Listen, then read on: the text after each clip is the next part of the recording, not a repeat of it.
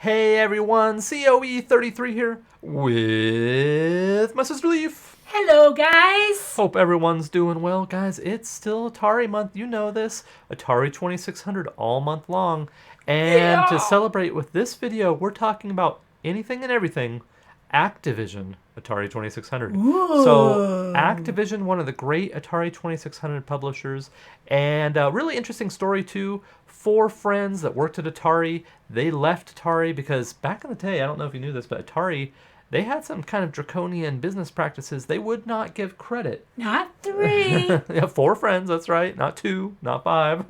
Not they wouldn't 100. give. Jeez. We're already off the rails, aren't we? They wouldn't give credit to the programmers and designers for their games. And, that's crazy. So they left. They formed Activision. And, so Activision. And also, they are technically the first third-party publisher in video games. Can you believe it? Activision. Because before, if you wanted to play an Atari game, it was from Atari. If you wanted to play a Coleco game, it was from Coleco.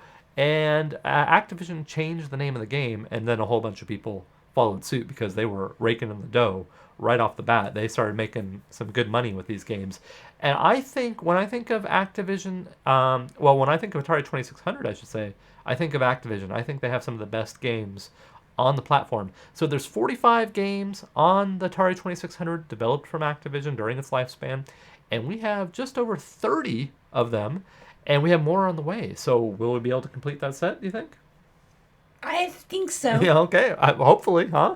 Okay, guys. So what we're going to do today is we're going to share our collection of Activision Atari games, and then we'll have some gameplay footage as well. And I think this is going to be fun. Why don't we get right into it? Because we have a lot of games to go through. Starting with a really quirky title, Crackpots. Now, Crackpots is pretty crazy. You are a tenant in a building, and you have all these spiders. They're trying to invade the building, and you have to you have to drop potted plants on them.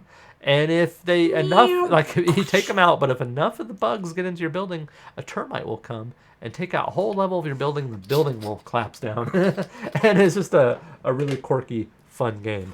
Moving on to one of the great games on the system and a personal favorite, the only Activision Atari game that I have that uses the paddle controllers. We're talking about Kaboom.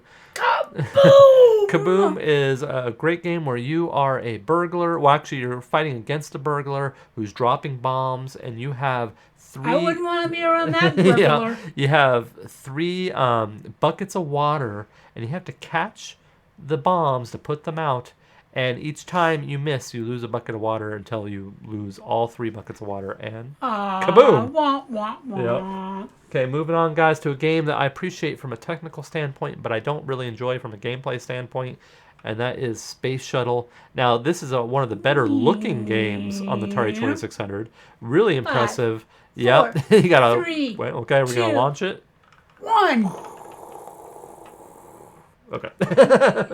Yeah. Moving on to one of the great sports games on the Atari 2600. And, a lot of times on these consoles, people like to give sports games grief. But, boy, the Atari 2600 had some good sports games, and this is one of them. Or ice hockey. I was about to say skiing, which is another good one. Ice hockey. This is a fun game. You got 4 sprites on the screen at one time, 2 goalies and 2 players. And you can play 2 players, and you got to score goals, of course. You can control both the player on the ice rink and the goalie. And just good controls, good play, gameplay, and a lot of fun. Ice hockey. Okay, another sports game. Now, we have 2 variants of these. And this is another sports game that's a lot of fun and definitely worth playing, in my opinion. And that's boxing. Yep. Now... Stella! Stella? Are you talking about Rocky? It's not Stella. Do you remember? Oh, are we related? Rocky is my favorite movie ever. Adrian, that's it. Well, we had a good run as brother and sister. Excuse me. You don't know Adrian? I'm just giving you guff, Leaf. Oh. Okay, I don't want to get Leaf mad. She might go Hulk. Smash it, smash it, smash it. Nice. Okay, boxing, guys. So now look at these labels. So interesting thing about the Activision labels is initially they used these colorful labels which look cool, but they were cheap labels, and they developed what's called Actiplaque. And they call it Actiplaque because all the glue that they use on these labels seeps through. And pretty much every Activision label that you'll come across has Actiplaque. Oh, I can't And move. I can't move. it's the glue. Oh, God. Oh, leave. I'm going to machine. Jeez. And then later on, they used a different type of label that doesn't have that problem as much. So boxing, fun gameplay. Well, you're really hyped up today, huh? Okay, moving on, guys. Laser Blast. And Laser Blast is a fun game. You're a UFO shooting down turrets that are guarding the surface of the moon. And a lot of fun. Kind of middle of the road. It's not my favorite game on the Atari 2600 because it does get a little repetitive, but it is a solid game, and I do find myself playing it every once in a while and having a good time with it. Laser Blast.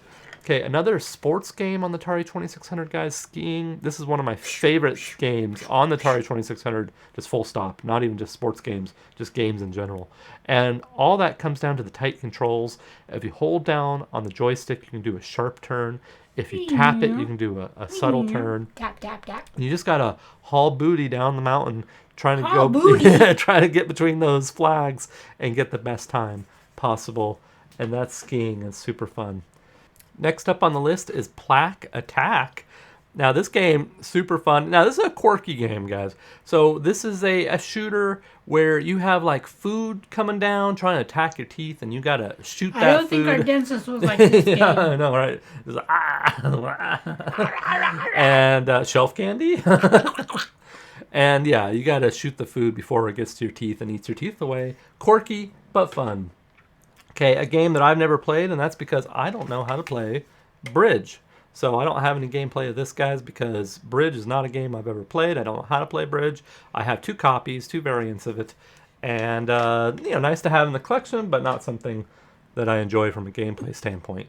But something I do enjoy from a gameplay standpoint is Dolphin. Now, this is... Is that your dolphin? Oh, boy. Might need a little work. What's your best dolphin? I don't know. This is mine.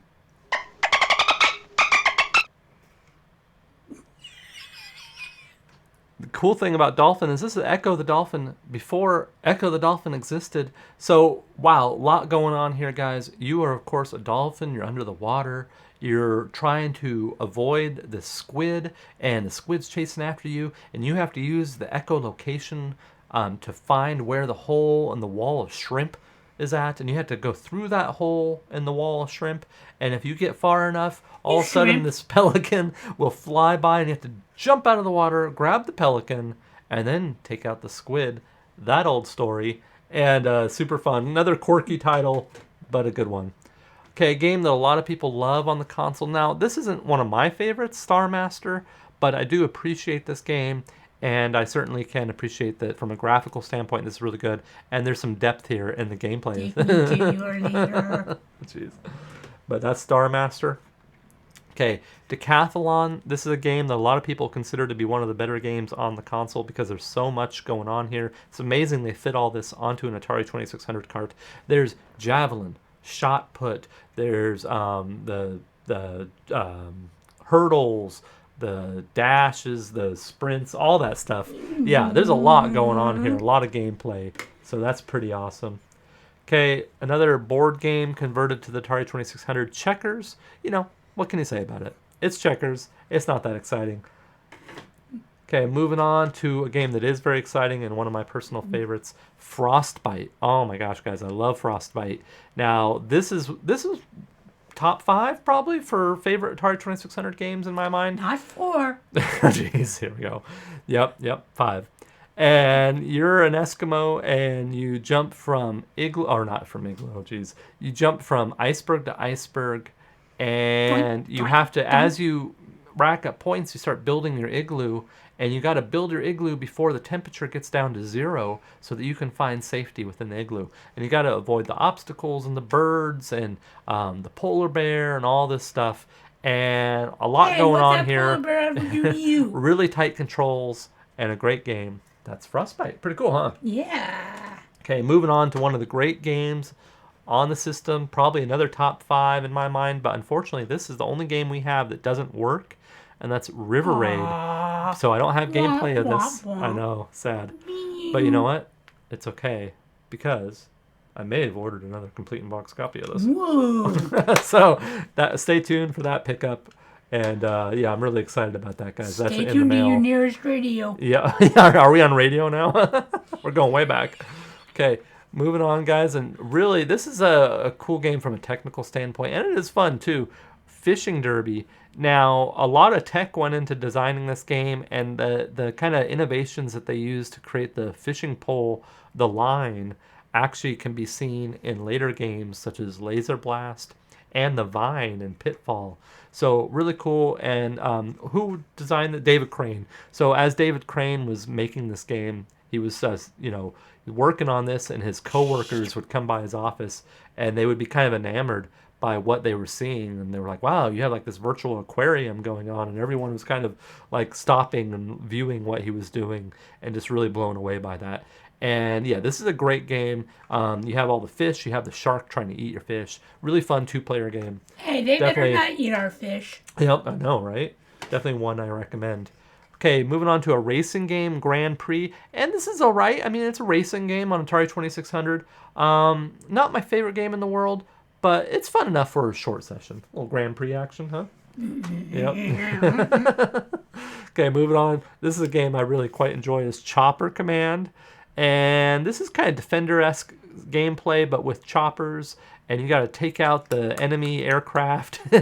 And the cool thing about this is that, I don't know if you can see there, but there is a little mini map, a little HUD system on the bottom of the screen. Ooh. And I think this is one of the early examples of a mini map or a HUD system within home console gaming. So that's really cool. Moving on to a fun game here, Freeway. Now, this game really shines 2 players. This is the chicken who crossed the road. That's basically what's going on here. You're the chicken. Yeah. Well, we're both chickens because it's 2 players. So 2 chickens playing against each other, trying to go across the road. And and now, originally, it wasn't a chicken. It was a little sprite of a guy running across the freeway. And, Oh, no. yep. Run! And if you get hit by the car, you turn into a little splat of blood. And there Ew. is the original version of this can be found online, where the original sprite and the little splat of blood can still be seen. But they Yeah. changed it so that they could do some marketing with the chicken who crossed the road in their commercials and stuff like that. So really fun little quirky game, Freeway. Moving on to another 1, game that 2, 3. Who are you gonna call? Ghostbusters. It's very good. So the fun, I don't like this game from a gameplay standpoint so much, but I do appreciate it from a kind of a prowess of graphics and design. There's a lot going on here, and kind of a little collectible game for the console. That's Ghostbusters, but I think there's better ports of this. Okay, a game that I used to play a lot on the NES. Me too. But surprisingly, this is a really solid port on the Atari 2600. Actually, one of the most impressive games, I think, on the Atari 2600, Kung Fu Master.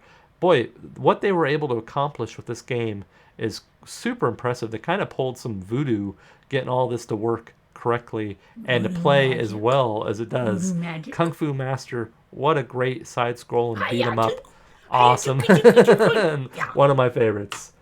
Moving on to another all-time great on the console.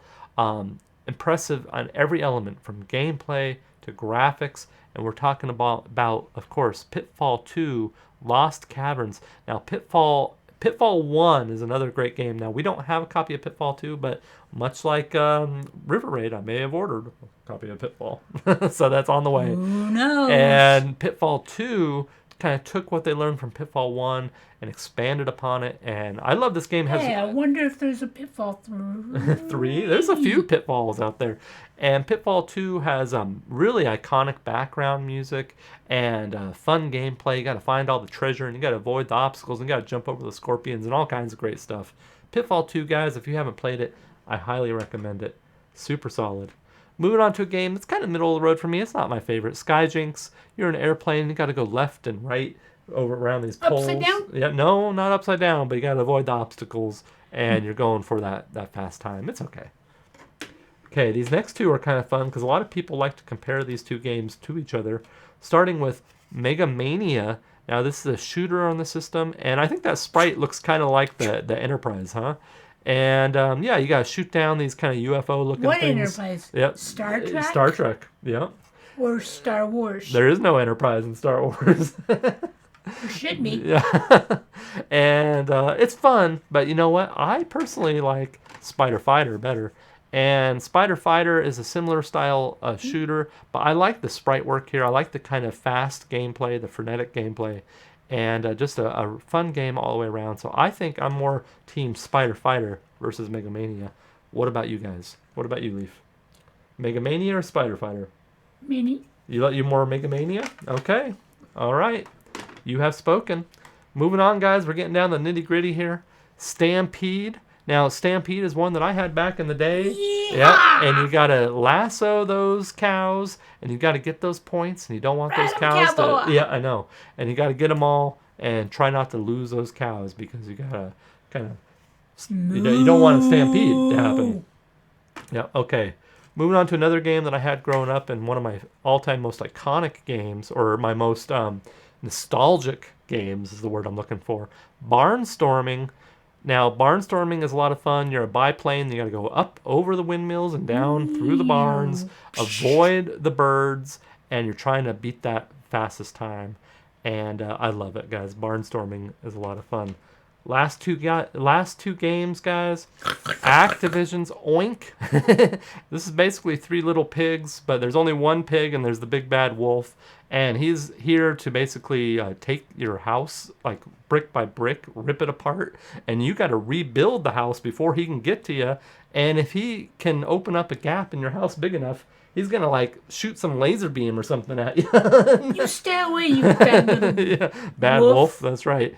And that's Oink. It's a quirky game, but it's a fun one. And last but not least, guys, is actually the first game that Activision developed for the Atari 2600. And right out the gates, they were pushing boundaries. We're talking about Dragster here. And one of the really amazing things about Dragster is Atari 2600 generally was designed to display 8-bit sprites as far as width goes.